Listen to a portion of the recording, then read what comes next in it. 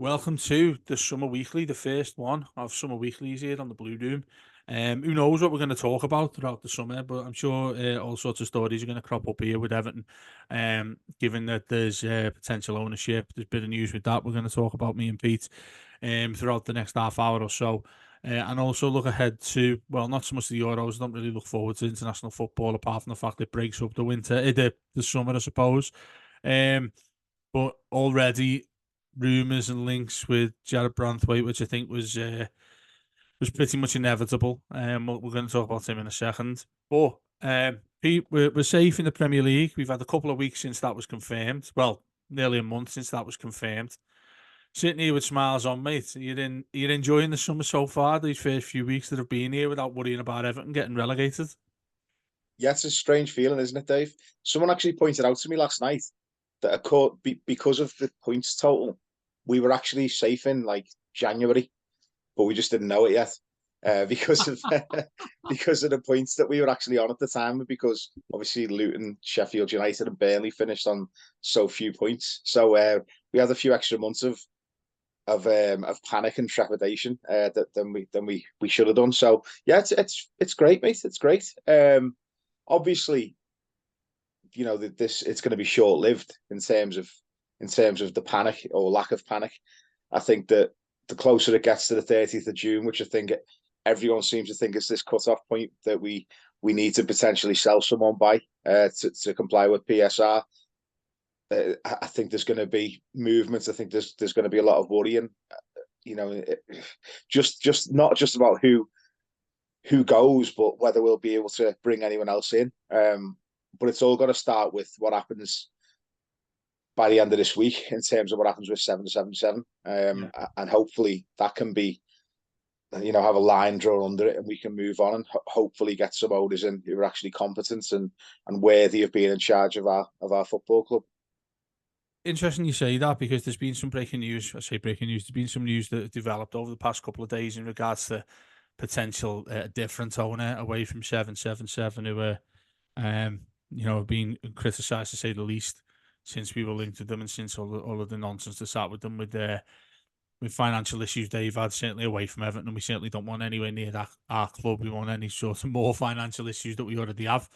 I know you'll have been looking at this quite closely. It's the owner of Crystal Palace, I believe, who obviously can't own two Premier League clubs at once, but has been plenty of news and plenty of talk that he's interested in getting involved with Everton. Yeah, I've seen the reports. I think anyone is a better alternative to 777 is what I'd say, because I just think that from day one, I think we said from day one, didn't we, Dave, that clearly these people were not fit and proper. I have no idea, by the way, how the Premier League somehow passed them, even with conditions. I don't understand how they managed to slip through the net with all of the red flags and Yeah. all of the reports about them. I think one thing it does prove is that, when we talk about the Premier League and how inept they are and how absolutely useless they are, one of the placards that we held up said, "You don't know what you're doing." I think the ownership test is another example of that, where they clearly, whatever rules they go by or whatever their test is, the test clearly isn't fit for purpose. If they even considered for a second that 777 will be able to take over Everton Football Club. But yeah, I mean, is it Texter? Is it Texter, the guy from Palace? I've seen. Yeah, I John mean, one thing. Sexton. Yeah. Yeah, one thing I would say, I saw a brilliant video of him. He's one of these multi-club model owners as well, isn't he? So he's got a number of different clubs, and one of the clips I saw was after his team had lost. I think they'd lost the either a league decider or a final or something, and he was kicking off to the press, basically saying that the league was corrupt and that the referees were corrupt, and he was saying, "Well, do what you want. You can ban me if you want. You can fine me if you want, but I'll still be here. This is my stadium. I own it." And I thought, go on, lad. Love him already. Yeah. Yeah. I thought, well, he fit right in here, wouldn't he? No messing around there. I do think though that the multi-club model, I'm very cautious about that unless you've got absolutely unlimited funds. I think it's still a risk. But having said that, if you can get it right, this guy seems to at least have a decent track record. I know that Palace fans, the only thing that slightly worries me is that I know that there was some sort of kick off with Palace fans earlier on this season, I think, or the season just gone. I think that there were some protests from Palace fans, whether that was to do with investments or just how the club was being run as a whole. I'm not sure. One thing I would say though is that if you compare the situation of Crystal Palace to the situation of Everton, Palace have obviously invested very wisely, in my opinion. They've signed a number of really good players from the Championship and developed them very well, like Elise, Eze, players like that. I think that they've done very well with their recruitment. But one thing you would say is they haven't got a brand new stadium on the way, have they? And so in terms of how to push the club forward, I think Palace are kind of stuck where they are until they can look to redevelop Selhurst Park. So, the stadium brings that potential for us to really kick on. And if we've got the right leadership and the right ownership and the right people involved who can basically get every single penny out of that stadium and really push us on to a global level, I'm quietly confident. I don't think he'll be the only one interested, though. As I say, I think staying in the Premier League was it's an obvious thing to say, isn't it? But staying in the Premier League was vital in terms of how we move forward and how attractive we are to any prospective buyer. So I don't think he'll be the only one as soon as this deadline passes with 777. It's interesting you say it won't be the only one. We're pretty certain of that. But then, it's like throwing your ball in a lottery, isn't it? Seeing which one you get out. Really, the way these clubs are spoken, essentially hide these days. It's interesting you mentioned there with the multi-club format that seems to be the regular take these days, because the immediate thing about it, and it obviously relates to 777, is the fact that you've got an owner of various clubs who, by definition of what they've actually gone and done with trying to buy us and the financial issues they've got, have those issues with other clubs that they already invest in as well, which is the massive concern. Just been reading quite quickly while you were talking there about John Texter and the various things he said. Obviously, he's awaiting for the 777 process to be finalised. I think that's in a couple of days, isn't it? When that finishes. But he was asked with our mates at the Echo. Our mate at the Echo is Matt Jones, of course, but at the Athletic, Paddy Boyland, who works at the Echo, and he was asked about his interest in Everton. He said, with the existing constituents, different groups, different lenders, different equity holders. So I mean, he's pretty. He says, I'm very open minded to it, but I don't want to come into a situation where I'm not really welcome. They're interesting words, aren't they? When considering that we're sat here speaking about how we'd actually really like the guy. He's welcome as much as we could possibly get, isn't he? Given the situation with what's going on with 777, but that one sort of on the back burner. Hopefully, if that gets sorted early doors, then you're looking at a summer where we're not having to sell players and moving on quite distinctly about that already. And I thought might take a little bit more than a few days. Branthwaite's been linked already to Manchester United, regardless of who the manager is as well, which is a massive worry, really, because if it was just one manager, you'd think if he likes him or he doesn't like him, then it might be well easier to keep him if it's Ten Hag, for instance, or anybody like that. But it doesn't look like he's going to be staying there. Branthwaite himself, I was worried about this is going to happen. It felt inevitable for me to happen. The clubs were going to be interested in him. We have to sell, well documented, we have to sell a big asset this summer. I don't see that being more or further beyond him, I have to say. And I know a lot of people would say, oh, no, I'd get rid of him instead of that. I think Everton's main diamond is Branthwaite. And apparently the news is on Sky Sports News, I was watching before we started this, that the player himself, Everton, are valuing between 60 and 70 million. I mean, I think many Evertonians would be scoffing at that, thinking, no, that's not even anywhere near what he's worth. But it also indicates, Pete, that we're hamstrung by what we're able to accept here. If Everton are offered £60 million for a player, could they couldn't really reject that. They can't afford to reject it.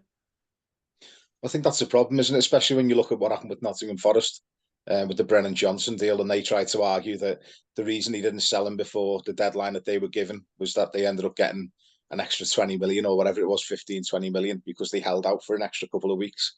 I think that's the big issue, and it kind of shows just how pointless these PSR rules are when you consider it's supposed to be about profit and sustainability, and yet you put a deadline on a club where a club could potentially lose out on tens of millions of pounds for a transfer, especially when other clubs know that they're in financial peril.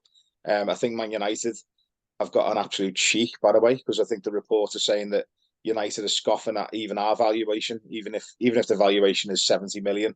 I think that's cheap for them, to be honest. In today's in this day and age, I think for a young English centre half with the ceiling, the potential that he has, is scary, and I think that is, it sounds awful, but it's cheap money. But Man United apparently are scoffing at that and looking to pay something along the lines of 50 million, which in my opinion wouldn't buy his right foot, never mind his left.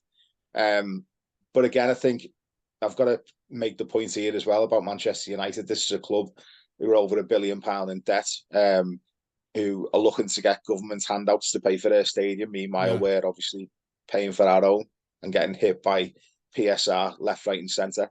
Man United have just announced today that they're offering redundancy to all of their non-playing staff, because they obviously want to cut the bill down, because they don't want to cut the wage of the people on 300 grand a week. They want to go after the workers, your average worker, to save a few quid, which I think is disgusting. So I think, if Manchester United think they're going to get him on the cheap, I think Everton need to tell him where to go, because I think those days should be gone. I understand that we're in the financial situation we're in, but I think one thing about Jared Brantwaite is there'll be more than one club interested, and if you can get, if Man United, if we have to sell him, I think there will be other teams interested in him, and I think if you get into a bidding war, I think that's where you can make your money, like we saw with Brighton was it Caicedo last season, That's right. where Yeah. the prices went up and up and up and up and up, because there was two teams battling it out for him. Yeah, I mean, if given the option between the two, I think Onana is the preferred one. The problem with Onana being the sell-on fee, the sell-on percentage that we owe to his former club. So I know that, and there's probably still a bit of money to pay off for him as well. So in terms of how much pure profit we get, I'm not too sure. It's 10%, isn't it, Pete, that we have to owe out? Yeah, I can't actually, or is it 20%? Might I be think 20. it's, Yeah. or 20% over whatever we paid for him. Yeah.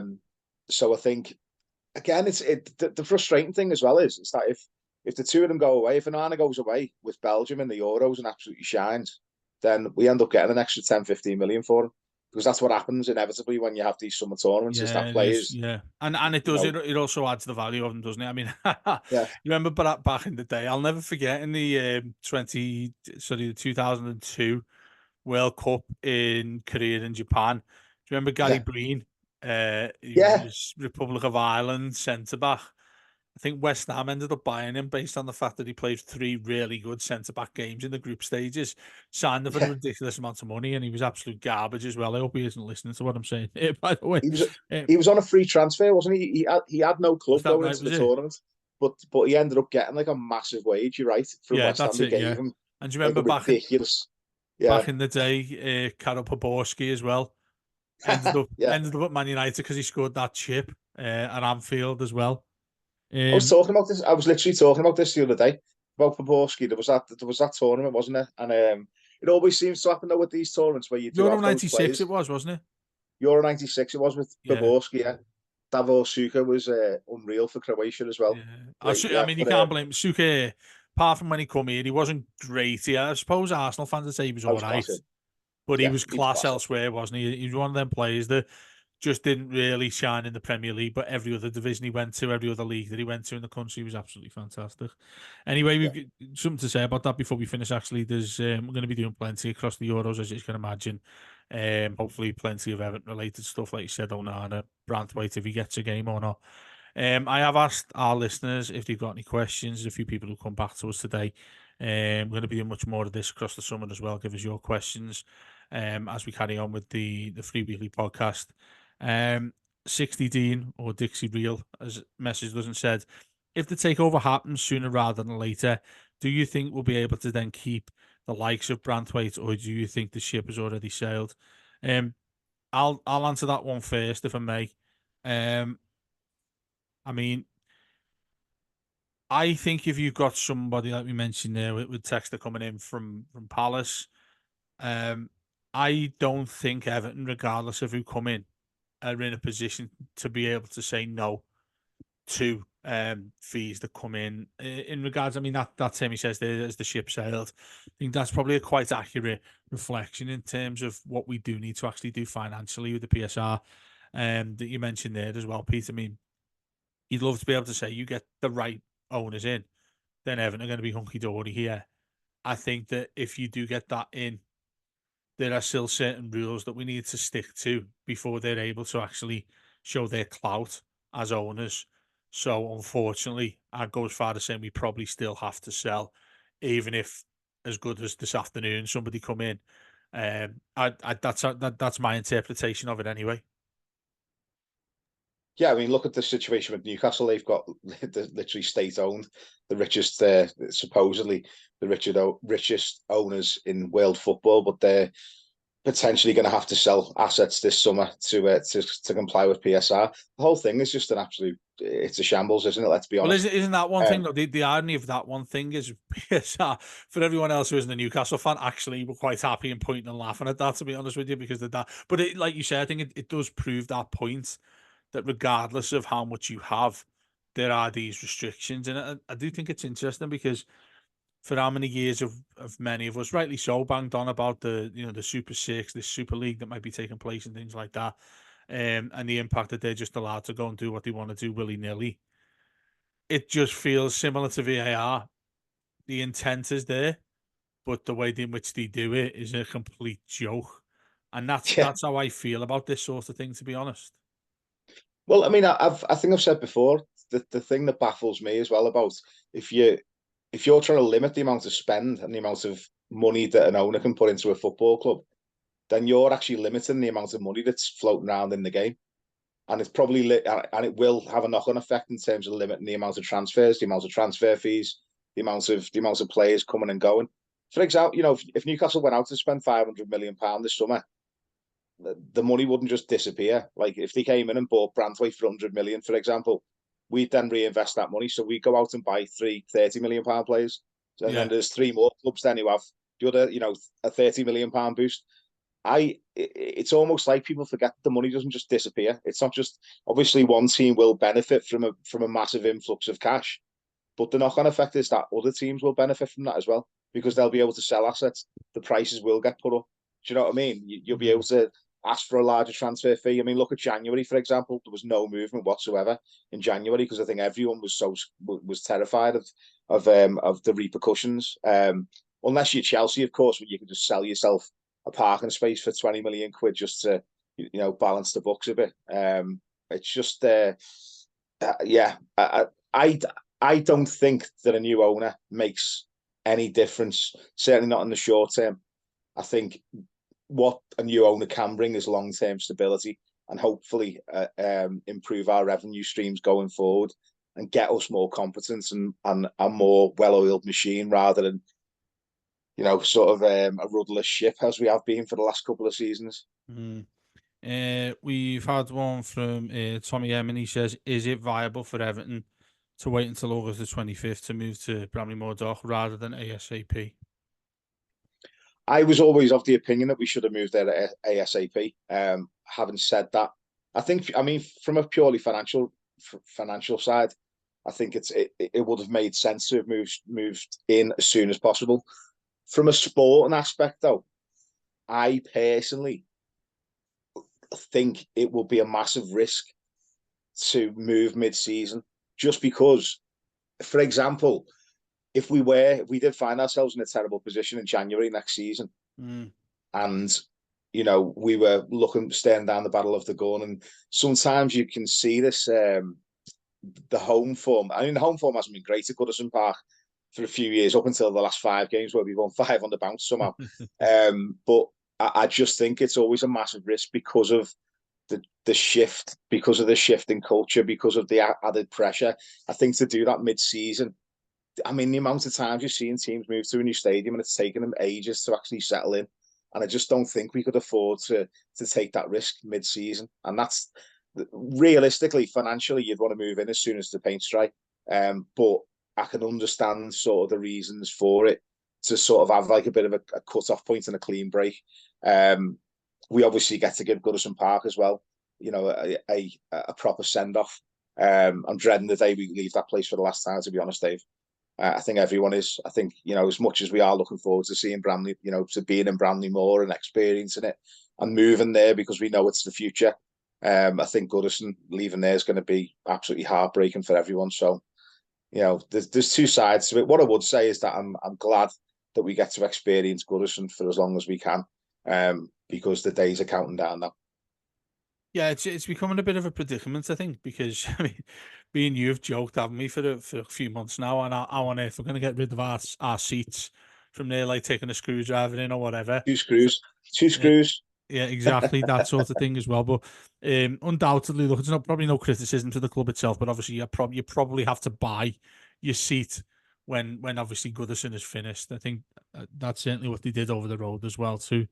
That was much to everybody's detriment, by the way, and everyone kicked off about that. If anybody remembers, when they changed their main stand, all of their wooden seats were just thrown onto the pitch itself, and you had a few fans just taking theirs away, and I don't blame them whatsoever. That's exactly what I do, to be honest with you, because I think they were then on sale on their website. You could buy your particular seat for, I think it was like over £100, which I think is quite ridiculous, given the fact that many of us, for in extent of decades, have been paying Yeah. to sit in our seat, and then it's been told that it's not ours to take with us. It's funny, isn't it, when you look at season tickets and football like that, that you pay so much to go to a game in your own particular seat, but it's not actually in physical form your seat.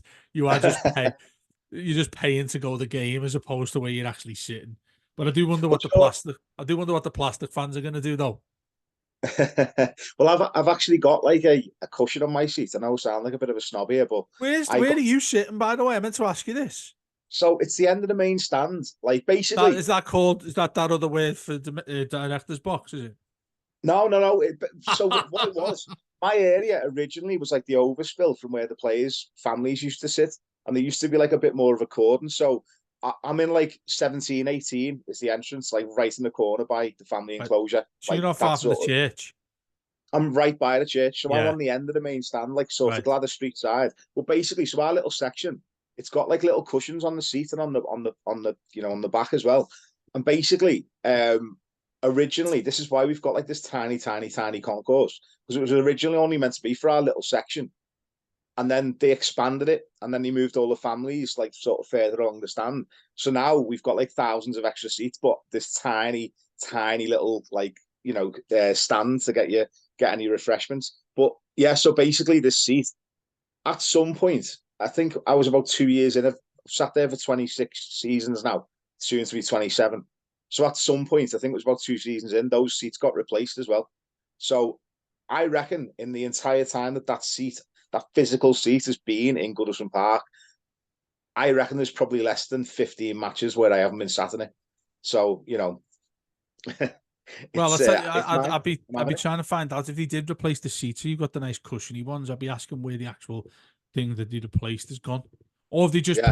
they just put the cushion on top of the seat that was there. Well, I've always had cushions. I just remember What's the going actual on here? physical. Cushions? I've never heard of a cushion in Goodison Park in my life. I'll take photos for you, Dave. By the way, you know what though? The caveat is that there's no leg room at all, and I mean Really? none. So you kind of half comfy, but half you can't feel your feet by the end of the game because Yeah. there's no circulation whatsoever. So there is a bit of a bit of give and take You got there. to pay the price for it, haven't you? Well, Yeah, mine, yeah, yeah, where I am at the other end of the main stand, I'm where where they do the TV studio. I'm yeah. almost like directly under that in the corner towards the park end, and mine's like proper old fashioned wooden. In fact, Oh, I love when the I wooden first ones. got my ticket, say again. I love the wooden ones. Well, this is it, and I got sat there, and I am number 239. But in typical Everton style, they put the nine upside down, so I was 2-3. I was 236 for a while, and started joking about it on social media. And then I came back. It was about 5 seasons ago. I came back and they changed it properly. So clearly somebody had been listening to me. But I sort of regret it now because I'm thinking that's probably worth a hell of a lot more if it was the wrong one. Do you know when you see Yeah, stuff that yeah. happened that like a wrongly broadcast or wrongly sort of put out there, like Misprints, misprinted misprint, yeah, coins they're worth a like fortune. Yeah. Pokemon cards and all that. Misprints go for millions. I'm thinking, had they left mine the way it was, do you know what I mean? Or can they go back and paint it to 239 instead of back to 236?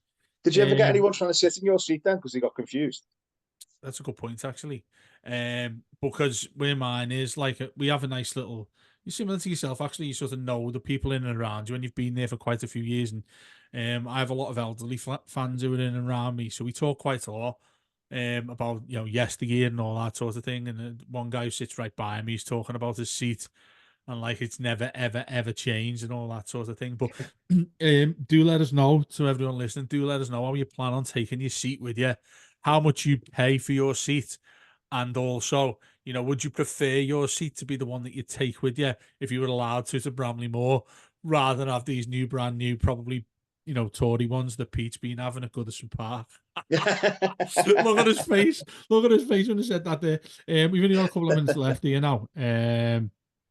Good question here from Mickey Houghton, who's a really, really good friend. No doubt to be on again. We used to do a lot of shows with us in the past. He said, "What are your thoughts on the new kit makers?" In fact, I might leave that one to the end there because I think me and you probably have the same sort of idea on this. Maybe different about losing Hummel. And what else have we got? Really? Oh yeah, our transfer strategy seems fixated on EPL players. The jury's still out on non-EPL signings like Beto. Is our scouting team doing a good job? Well, I mean, I think we could probably spend about 5 shows talking about our scouting team and Thelwell and things like that are going on here.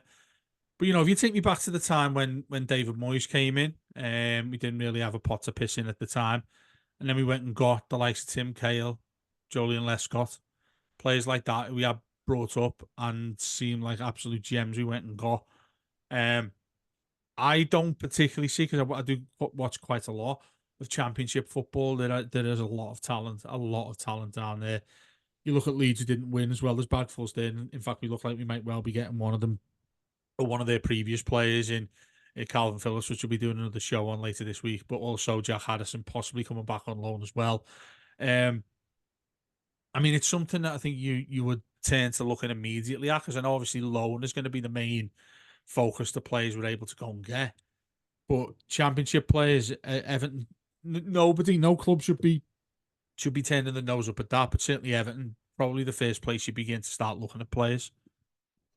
Yeah, and I think it's an issue we've had for a number of years. I Yeah, remember, back when Machiri first came in, and we were going out and spending all this ridiculous money, overpaying on players, and giving the likes of Morgan Schneiderlin 120 grand a week and all that sort of nonsense. And you think, and my preference has always been to bring in players who are hungry to prove themselves, not players who think they've already made it or think that they're owed something. The ones who basically have you over the barrel and say, well, you haven't got this to offer me, so I want more money. I'm not interested in players like that. I think we've had too many of those over the last few years, which is another reason why we haven't been able to get rid of these players, because we've overpaid them for wages, and then they've been happy to sit out on the contracts because they don't have the hunger to play football or to prove themselves. So I think that should have always been the model, that we should have been looking at players like that to bring up. And we touched on Crystal Palace earlier on, and I said about Eze, Elise, two fine examples of players who've stepped up, and I think talent is there.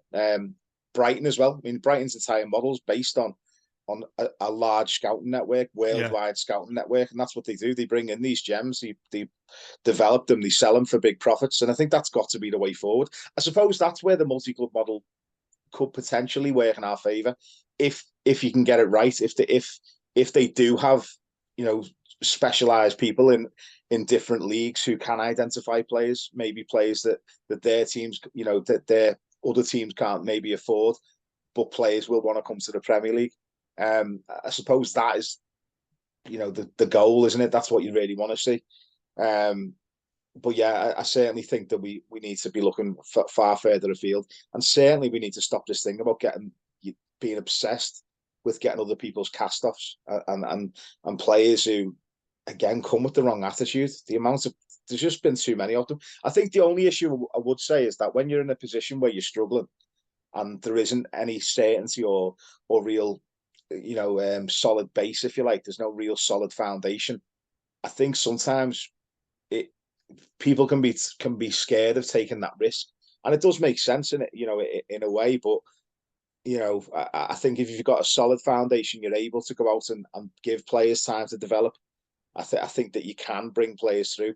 I mean, Yusuf Chimiti, for example, I think that he'll end up being fantastic for us. I really do. I think the glimpses we've seen of him, I think he's got massive potential. So I think, yeah, I'd rather go down the road of bringing young, up and coming talents or players who are in the Championship who are really keen to prove themselves in the top league. I think they're the type of players we should be going for. Yeah, I think that's spot on. Rather than, I simply think sometimes we just seem to get in a taxi up the M62 and see who Man United are getting rid of. That seems to be the way we've done things for many years, and nothing really has ever came to fruition. In terms of us getting what we want from a player as well. Just to mention that was Halsey Nim who asked us that question there about EPL players quickly, because we've got about a minute left. Mickey's question there about the new kit makers. I'm going to be controversially. I didn't like Hummel, and I know you did. I know most fans did. I didn't like Hummel whatsoever, even though I've got I've got every pair of shorts they made because they've got zips on. And it's great for when you go on your holiday. Not a problem with that. I just didn't like the, what are they called, chevrons and all that stuff. On the other hand, Castore, loads of, I don't know if they've been fake kits, loads of different pictures and images of kits have been going around. Obviously, we'll see that coming out soon. There's another interesting point there quickly as well on the financial issue of that. Why are Everton so late in doing this sort of thing? That's been a problem for many years, let alone actually getting, when you order a kit and it's not a Man United one or got Man City's badge on it or something like that. We've seen that happen in the past, people. Just a quick couple of words there, mate. Fans of Castore or not? Not at all. I'll be honest. I mean, I'll obviously hold judgment until I've seen the kits, but just my opinion is that anyone who has a two-tier pricing structure for football kits, to try and force parents into buying a £130 shirt, massive Tories don't like him, but we'll see. No, that's spot on. That's a really good point to make. That it seems to be a common thing that sort of threaded itself into Premier League football is the fact you can get the replica kit or the real kit or whatever it is. A stadium kit or but it seemed to me, just digest it a little bit for a few seconds, but it seemed to me like it was with actual footballs, whether you could get the actual match ball, or you could get the one that was just like a flyaway kind of thing over the years. You can still do that now as well. Like if you went on any website to buy a football, you could the actual match one's about £200 these days.